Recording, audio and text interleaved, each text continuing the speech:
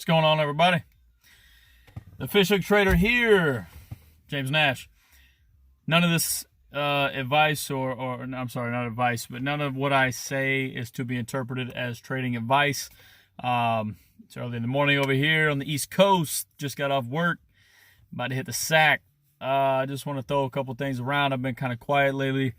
And then if you're in the chat, TCX, I hadn't really been in there much either lately. Just kind of doing my thing. So the economy, where are we going? Everybody's in debate about this. There's no debate. I mean, it's clear. Video I made a couple weeks ago kind of stated my opinion on it, and thus far it's very accurate. Not bragging. I'm not a fortune teller or whatever. What I do want to say is that, recently in the trading community that I'm affiliated with, there's been a couple of traders like kind of bashing each other or talking crap about each other or whatever. Of course, and people questioning whether or not they're using real money or fake money or paper account or whatever. And in reality, does it really matter? Now my only issue with that would be, are you teaching people how to trade, or are you repeating a narrative that sounds really, really freaking good? But whether or not you're actually emotionally trading with real money, your money, it's a big difference. There really is. I mean, in my opinion, don't get this wrong, there's a use for paper trading, in my opinion, and it is to learn how to use a brokerage. TD Ameritrade, if you have a paper account and you don't know how to use the platform, that is what the paper account is for, in my opinion. Okay, now granted, yes, you can see how positions would play out or whatever, and you would go that way. Say you wanted to be like, man, you know what? I think my indicators, my trading plan or whatever shows me that this stock should perform in this way in the next 2 months. Okay. Buy some contracts or, some shares or whatever to see if what you planned would have came to pass. Right. Because you can't really you don't want to just throw money at a trade because you think it's going to do something. Right. And like I said, the only issue I have with this is, especially if you're charging people money, even if it's only $50, for trading it, knowledge or whatever it is the hell that people are doing these days, signals, chats, and all this good stuff or whatever. But if you're not actively progressing yourself as a trader, or even a long-term investor for that matter, and you're out here teaching people like 2 things, maybe 3 things that you've only learned and you're just repeating it, they're not learning from a teacher. And honestly, you should feel bad that you're not necessarily ripping people off, because some things that seem very simple do work sometimes. But in a lot of cases, that's not how this works. I've been trading now actively, really progressively for the last 4 months, 5 months, but pretty actively for the last 2 years. But I've used my own money to literally practice strategies, debit spreads, strangles, straddles, selling premium or buying shares and then selling premium against them, or selling puts to get the shares cheaper, then turn around and sell calls against them. If you don't know what I'm talking about, that's fine. Like and subscribe. You can learn more. But a lot of these traders have no freaking clue what I just said, and they can't make any sense of it. They're probably Googling right now, beep, boop, beep, to try to find out what I'm talking about. And my issue with that is, how are you going to be out here teaching people options? It's one thing to teach people, support, resistance, and volume, and, indicators, and, what indicators you're using, which indicators that work best for you, because everyone will have a different opinion on that. I promise you. So, like my indicators, my favorite indicators are the exponential moving averages and the Bollinger Bands. Love them.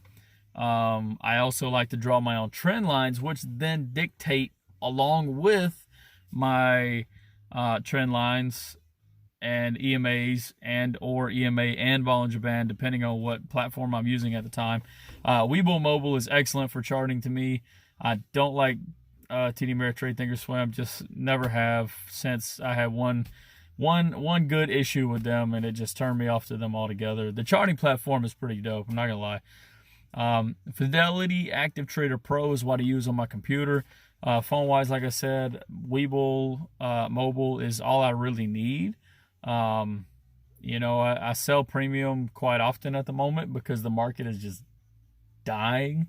So when stocks are low, especially super sub levels low, now depending on how many companies, I actually don't know the answer to this question, I should look this up myself, how many companies are actually allowed to be delinquent on the New York Stock Exchange and then have to do reverse splits in order to get the price shares back up. That is actually a very good thing. I'm going to look up to find out if there's a limit on that. I would not think so, but due to the economic circumstances, there's a possibility. I did this in a video, the video I made a couple weeks ago about the economy, recession and all, and I mentioned the coronavirus in those quotations, and somehow, for some reason, I got censored on Instagram. I think I posted the video on there. I didn't realize how much of the video played, but apparently I offended someone. It could have been a bad word I said. I don't know. Maybe I'm taking it out of context. But I can't like a lot of people's comments. A few people I'm able to for some reason. I can still message and I can post pictures, but I cannot really like posts and I can't respond to anything. So if I got a hater out there, good job. Otherwise, sorry if I offended you, or whatever. A lot of softies around the world now, especially to be offended by something someone said, aka freedom of speech. I do believe the coronavirus is a real virus, whether or not it was made in a lab, released purposely by the government or world leaders or a terrorist or whoever the hell. I do take it seriously. We do take precautions, wearing the mask and gloves and all that good stuff. If you go to the grocery store or whatever, don't be like standing up on somebody trying to get some bread. Just keep your distance. Just go with the flow, because it's better to be safe than sorry in the circumstance, especially because if you're young and healthy. I'm not personally worried about dying from the coronavirus as much as I could get a little sick, not really bother me, but I accidentally pass it to someone, who has a weak immune system or who has not been taking care of themselves or is older or whatever the case. And I don't want that to happen. So, that's the reason behind this. So if you have something bad, it's pretty straightforward. You contain the issue, you contain the problem, and then you find a way to eliminate it. That's all there is to it. But the lean business model in corporations is absolutely showing its face. Even bigger corporations are being heavily affected, especially in the travel industry. Don't think that people are out here having a good time and enjoying themselves. If they are, they're having the last hoorah, or they're burning up some credit cards. The unemployment rate is flying through the roof. Pay cuts, hour cuts. Stimulus this, stimulus that, small business loans here and there. SBA.gov is doing their $10,000 grant for the disaster relief. When you apply for a loan, you do have to meet certain criteria, a certain amount of employees, etc. You may or may not get approved, but in the event that you use the grant, if you get the grant, if you're approved, you get the grant, you won't have to pay it back under certain circumstances. It's not just free money. I've watched like 4 videos and they're like, it's free money. It's only free money if you use it exactly for what it was meant for and you do not deviate. You don't deviate. Sorry guys, it's late. I'm trying to go to sleep here soon. But anyway, back to the trading thing. If you don't really know all about options and you're just practicing basic trading skills that you can use with stocks or options or forex or crypto or whatever the case, and charting, technical analysis and teaching somebody options are very, very, very different things. And yes, you can use technical analysis to help you pretty much utilize what calls or puts or strategies and options that you'll use. But if you don't know how to sell a call and what you need to do to sell the call, and vice versa with puts, and or buy shares and protect them with cover calls, etc., or even cover puts, you need to learn those things before you're out here teaching people about options, because they're gonna screw up one time, and then it's gonna be on you. And hopefully they're not the sue type, because if you trapped yourself in something that you said or did, then you will very much be sued. Now, whether or not they win or not, that's a whole nother story. But don't be a buster out here acting like you're the fucking, excuse my language, acting like you're the freaking trade god, and you don't even know how to buy shares and then sell calls against those shares to get instant premium cash in your account. Ah, man. Anyway, definitely not going to mention any names on that. It doesn't matter. We as a trading community should really build each other up. There's no sense in constantly, this person does this, they trade with paper, I don't give a flip, dude. You want to trade with paper? Trade with paper. Don't come at me being like I made $100,000 and it's not real, because that's nothing. Excellent. Now apply that, and now put $20 in your account and see if you can do that with $20. Can you trade with $20 and make it into a lot more money? Yes, you can. 100,000? Not very often.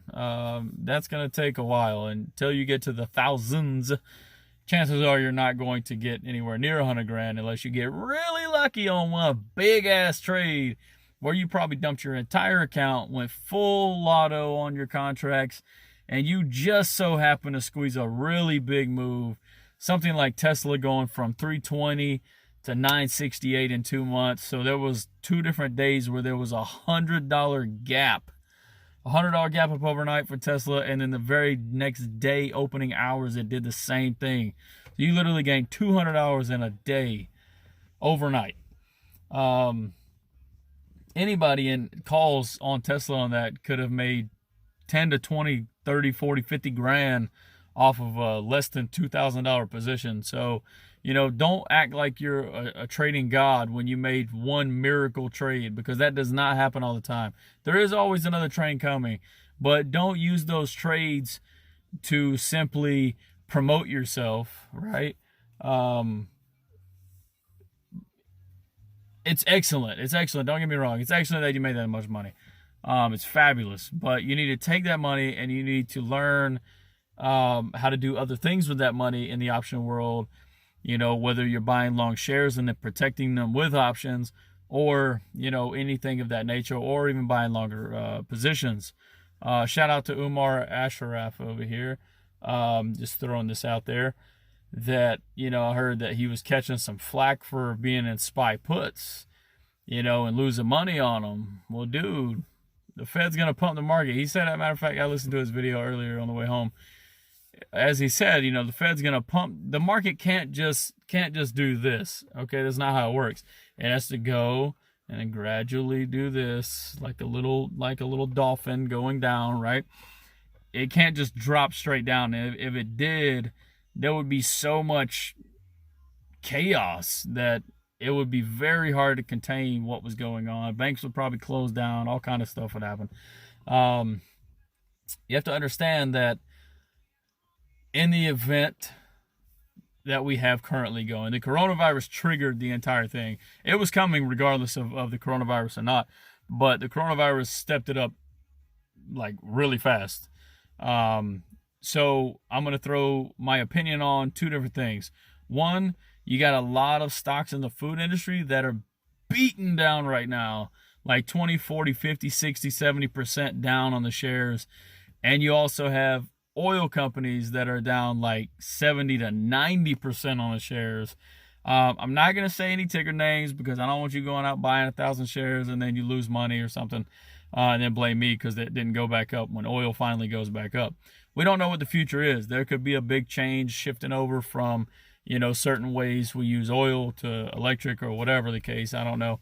There's a lot of options that can happen. But I am long on a couple of oil stocks, contracts, and shares. And I believe that it'll return me a nice 20 to 50% easy, just on a slow rebuild. Oil companies in the U.S. are doing a little better now since Trump mentioned what he did the other day. If I'm not mistaken, Trump is the one that saved a lot of oil companies and the fossil fuel productions back in 2016 when he was elected. So food industry, oil industry, and stocks in general, if you're already long on something, especially if it pays dividends, you should probably load up a little more on the dip. Now buying this dip is very low right now, 20-30% off the highs, maybe a little more. Individual stocks are even 50% for the most part, even blue chips. But there is a very high probability we're going to continue down. I can easily see trading around the $200 range on the SPY for an X amount of time. We already had the 218 breakdown, and immediately it was bought back up when they injected the Fed money after it sold off down to that level. So it injected back up. It went all the way back to like 270, 265, something like that. Now it's chilling around 240s. Somehow I am fascinated. I'm going to open up put debit spread against. Oh, yeah, that's another position that you option trader teachers don't know.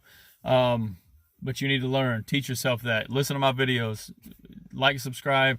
You know, when I come out with new stuff, I try to put quality content that you can actually learn from, and apply yourself to what you're trading.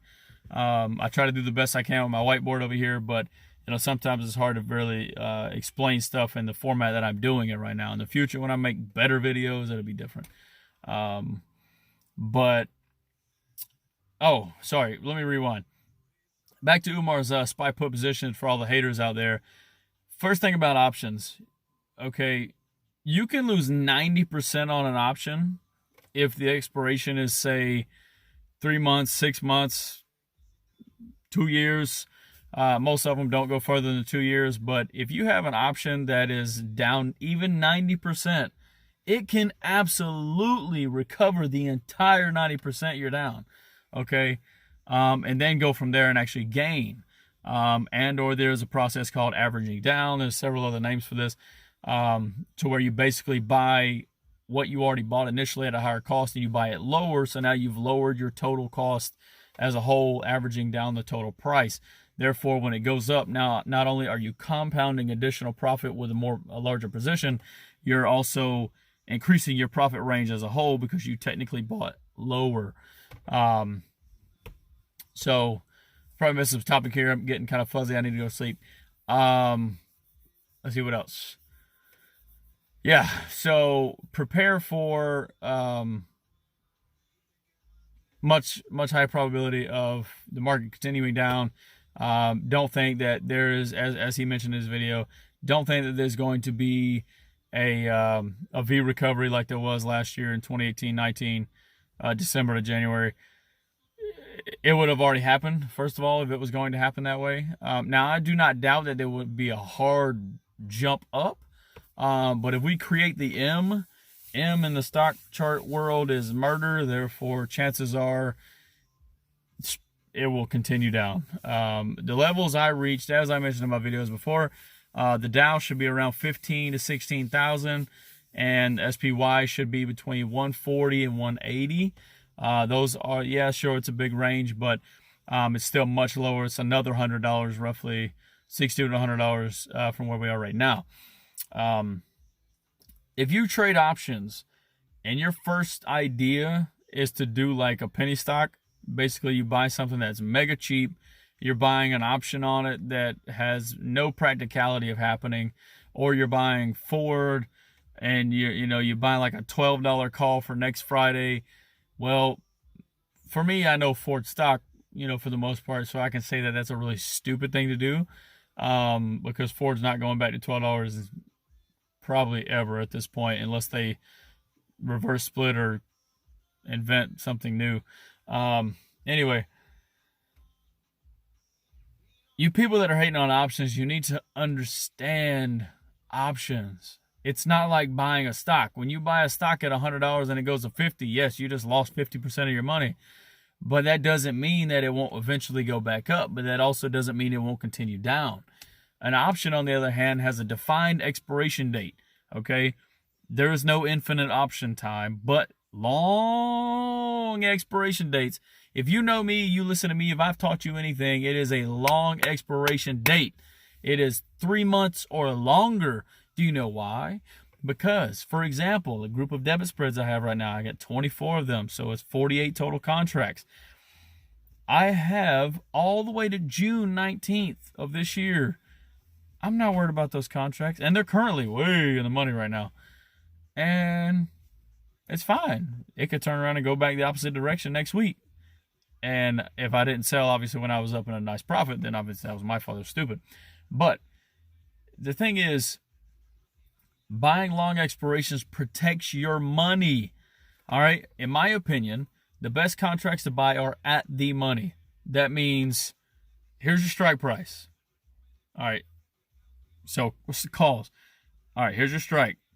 In the money, at the money, out of the money. Okay? This is getting risky, all right, unless you got a really, really long expiration and you know a big move is coming, whether it's up or down, calls or puts, vice versa, whatever. But this range right here, at the money, say that it's a $10 stock, at the money is going to be 11, 12, 13, 14. You're getting out of the money when you get to like 15 to 20, and vice versa on the downside. If it's a $150 stock, maybe a $10 to $15 move is at the money. It just depends on how much expiration you're putting behind it, because the expiration is your premium protection plan. Okay, if you buy a 1 week expiration, if a big move doesn't happen and you bought an out of the money contract, you're just throwing money away. That's all there is to it. You buy contracts on SPY for $300 for next Friday, and SPY's trading at $250. Even with a massive Fed pump, granted, you will make profit on that contract because it'll increase the value, but it's not going to get in the money. You're talking about a $60 move on SPY in a week. Very, very not probable. Very highly improbable. So hopefully this helps somebody. I am pretty tired. I'm sorry if this video seems like I'm just rambling along. Trading group, guys, trading community. We're East Coast to West Coast. We need to collaborate and create real quality, maybe teach other people that have no freaking clue about trading. You got those hardheads out there, the young cats that think they know everything, of course. So you got to watch out for those. And we just got to let them do what they want to do, but then we can teach them. But everybody's copying each other these days on Instagram and Facebook and Twitter and whatever else. YouTube videos are by the double dozens. To find good quality is pretty difficult. Majority just say the same thing over and over again. Thanks about it. Favorite trading brokerages. I was asked this question the other day. I think I posted about it on Instagram, but I guess I forgot to do a video on it. My favorite brokerages, official brokerage, Fidelity by far. My main options account, and also my long retirement funds, my kids' grant funds, etc., stuff like that. And let's see, Robinhood and Webull are kind of even. I prefer Robinhood as far as trading options goes, just because of the ease of use. Now, Webull has bracket orders where you can have trigger orders that I buy it at this price, I immediately sell at this price, and that immediately activates another buy limit at this other price, to where all these things work together. And it's kind of like you set it, forget it type situation in the event that you are a day trader with that mentality or whatever, which can easily work. And one more thing, always back to the pattern day trading thing. You cannot avoid the pattern day trading rule, period, unless you have $25,000 or more in your account. Good faith violation is the same thing, except you don't have to have a limited amount of money. You can have good faith violations on $10 just as fast as you can $50,000. Okay, good faith violation is where you buy and sell something before the funds settle. So if you bought the shares 5 minutes ago and now you're selling them right now, chances are those funds didn't settle on the shares, so they're not purchased yet. But the brokerage is going to do it for you, but then they're going to hit you with a good faith violation. Now, in some cases, you can have those not revoked, but withdrawn. 1 or 2 or 3 times from Fidelity or TD Ameritrade. I know TD Ameritrade does it. Contract fees are still 65 cents per contract. I've heard that TD Ameritrade is starting to negotiate those as well to gain more business. This fee-free trading thing is getting extra. But yeah, I would have to say Fidelity top, Robinhood, Webull. Love Webull charting. That's a very close one with Webull and Robinhood. They're pretty much the same. I don't use TD Ameritrade. I don't use Thinkorswim. Chase is just a long account I have. It's not. I don't actively trade in there. Ally was garbage. First Trade garbage. Tastyworks, hated it from 10 minutes after I opened the account and just closed it. There you go. my favorite brokerage is there. So Fidelity, Robinhood, Webull. Robinhood. I say Robinhood because it's so easy to teach somebody at least the basics of options on that platform. Even some of the more advanced stuff like debit spreads and strangle straddles and selling for premium and all this stuff. It's like, for example, and I'll do a video on debit spreads again later this week, along with selling premium. And it's that. So I bought the shares in groups of 100. Okay, say like this morning, right, or yesterday afternoon, whatever. I bought 1,000 shares at 48 cents roughly. So it cost me around $480. All right, for these shares. I then sold calls against those shares for $2.50 per share all the way to November 2020. Okay, I was instantly credited $251 in my account that I can use for whatever I want. Okay, so with that being said, I now have all this premium, and in the event that the shares go to zero or less or whatever, of course I'll lose money on that, but I am guaranteed that premium when those contracts expire, because they'll expire worthless unless the stock goes over the $2.50, in which case they'll be exercised. My credit I receive will be a break-even point, but guess what? I bought the shares at 48 cents a piece. Why would I not sell them at 2,500? That's a lot of profit, man. And if you can't do the math on that, now I'm not saying just go jump on buying 100 shares and sell calls against it or whatever, but if the stock is a moderate stock that has life coming in the future, not just going to go bankrupt or whatever with this whole situation, then that will be a stock that I would personally probably do. So I've got 3 right now. I've got I'm not going to say the names because I don't want you guys to take it as trading advice. But I've got these 3 fairly cheap stocks, all under $2 at this point. But 3 months ago, they were $5, $6, $7, $8, $9 a share.